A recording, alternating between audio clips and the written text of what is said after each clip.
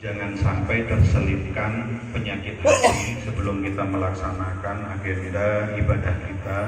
Jangan sampai terselipkan penyakit hati di diri kita, di hati kita, yaitu apa? Masih teringat dengan tanggungan dunia, masih teringat dengan persiapan lebaran, masih teringat dengan hutang-hutang yang sedang kita tanggungkan sekarang. Jadi ayo semuanya, semua tanggungan dunia apapun itu kita cantolkan dulu. Bahasa Jawanya itu dicantolkan dulu di bawah, di tempat sandal kita. Jadi ketika kita nanti menghadap kepada Allah Subhanahu wa Ta'ala dengan pikiran yang fresh, dengan pikiran yang benar-benar mantap, cara Jawane niku mantap.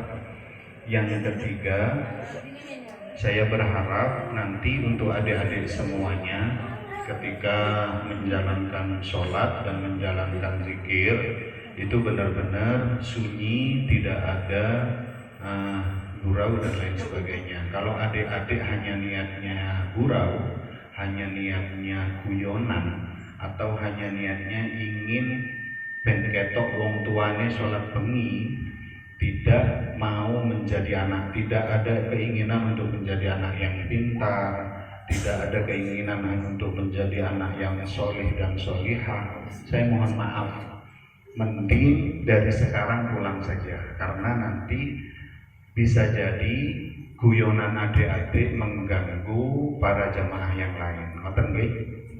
Nggih adik-adik nggih. Jadi jangan insya Allah cuma 1,5 jam saja. 1,5 jam saja kita menjalankan Qiyamul Lail ini.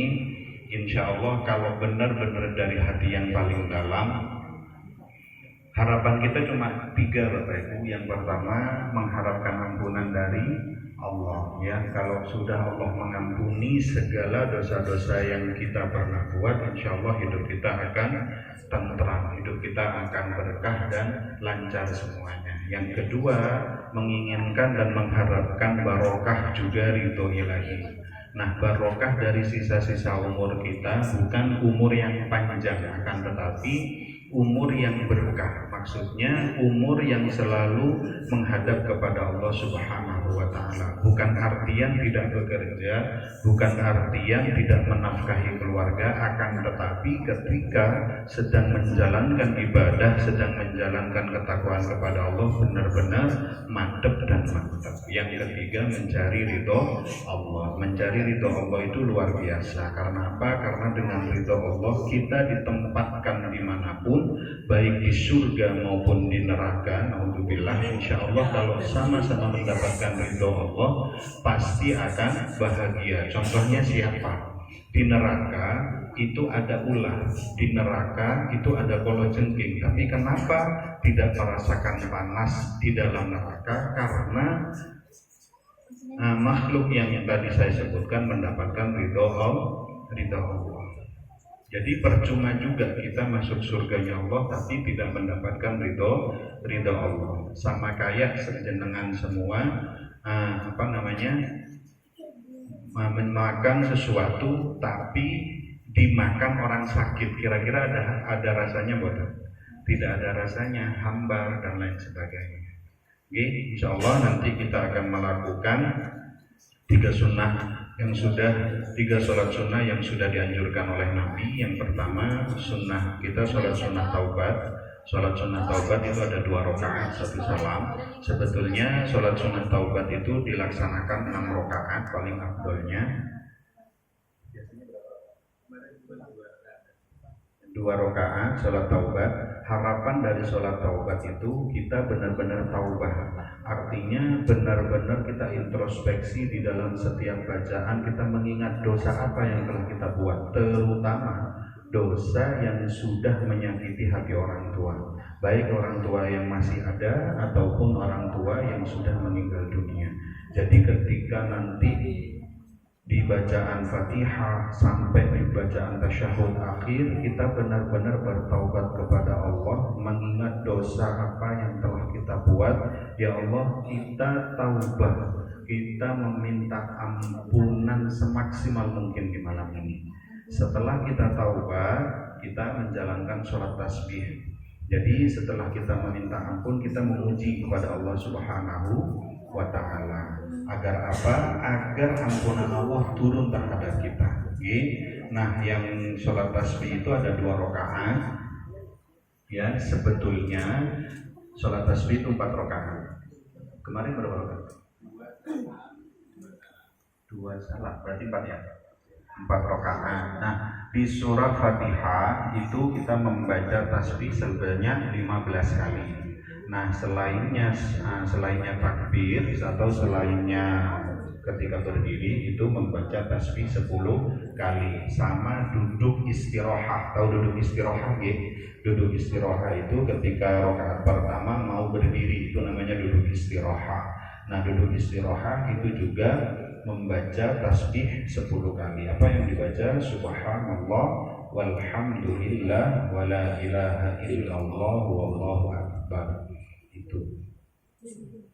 Yang ketiga itu kita menjalankan sholat hajat. Sholat hajat itu kita pasti, setiap orang yang hidup di dunia ini pasti mempunyai yang namanya keinginan dan kebutuhan.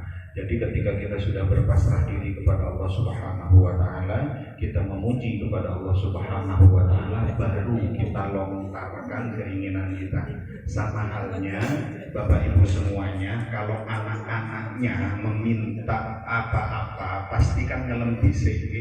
Ibu lo wayu, bapak lo buan, terus kalau disuruh pasti mau, itu pasti ada maunya. Sama kita hamba kepada Khalik atau kepada Sang Pencipta juga seperti itu. Ayo kita bertaubat dulu, benar-benar pasrahkan semua kepada Allah Subhanahu wa Ta'ala. Yang kedua kita memuji kepada Allah, baru kita menyebutkan keinginan kita. Nah, di sholat hajat itu kita ada 2 rakaat. 2 rakaat di sujud terakhir. Sujud terakhir kita baca la ilaha illa anta subhanaka inni kuntu minadh dhalimin selama 41 kali. Di sana ibu-ibu kerentakkan apa yang diinginkan, mulai dari dunia sampai ke anaknya. Contoh, ibu pengen ini, dijadikan anak yang soleh. Anakku kata sembahyang, ya Allah, ayo dadekno anak sing gregep salat. Di sujud terakhir itu sambil membaca la ilaha illa anta subhanaka inni kuntu minadh dhalimin selama 41 kali. Sebanyak 41 kali. Nah, setelah itu kita melakukan zikir. Yang pertama kita baca istighfar, yang kedua kita baca sholawat, yang kedua kita baca sayyidul istighfar. Hafal ya sayyidul istighfar ya? Hafal betul? Sayyidul istighfar, Allahumma anta rabbi la ilaha illa anta khalaqtani wa ana 'abduka wa ana 'ala ahdika wa wa'dika mastata'tu a'udzu bika min syarri ma sana'tu abu'u laka bi ni'matika 'alayya wa abu'u bi dhanbi faghfir li fa innahu la yaghfiru dzunuba illa anta. Terus sebanyak 33 kali. Nanti kita baca tahlil, baca la ilaha illallah sebanyak 1000 kali, sebanyak 100 kali. Kita baca bismillahirrahmanirrahim sebanyak 313 kali. Apa? Salat apa? Salat tahajud. Ini rata-rata sudah ada yang tidur nopo mboten? Sudah tidur ya? Sudah tidur. Sebagian ada yang belum.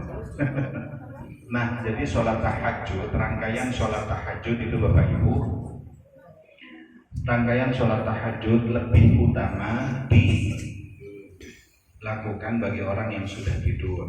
Jadi ketika nanti Bapak Ibu kurang sholatnya setelah rangkaian sampai nambah, tidak apa-apa.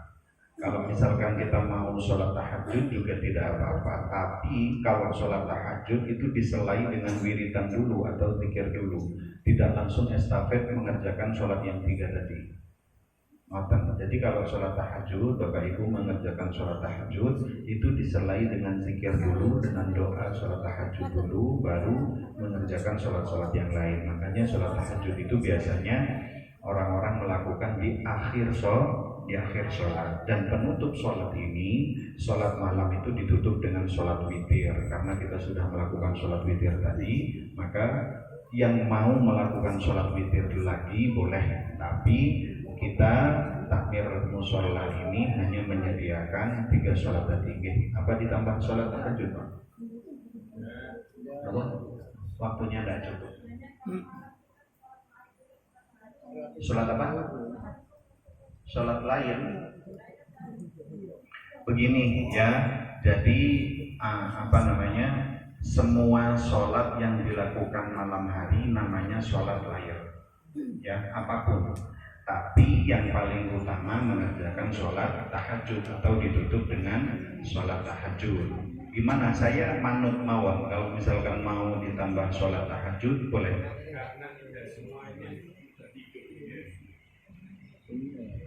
Jadi 3 aja.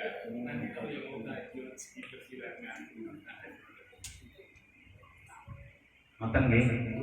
Nggih, 3 mawon. Nanti kalau mau sholat tahajud boleh, Bu. Sholat tahajud dikerjakan. Yang terpenting kita menjalankan itu dengan ikhlas, dengan khidmat dan penuh dengan keyakinan yang luar biasa. Oke, nanti saya cerita malam Lailatul Qadarnya setelah melaksanakan sholat. Oke. Nah, untuk anak-anak mohon dengan sangat anak-anak jangan sampai ada yang gurau atau terbesit suara guyu, suara cengengesan dan lain sebagainya. Oke, anak-anak ya bisa ya bisa ya anak-anak ya. Oke, kita bisa dimulai dengan sholat taubah dulu. Bisa dimatikan lampunya.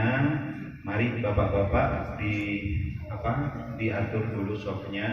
Sebelum dimatikan kita atur dulu softnya gitu.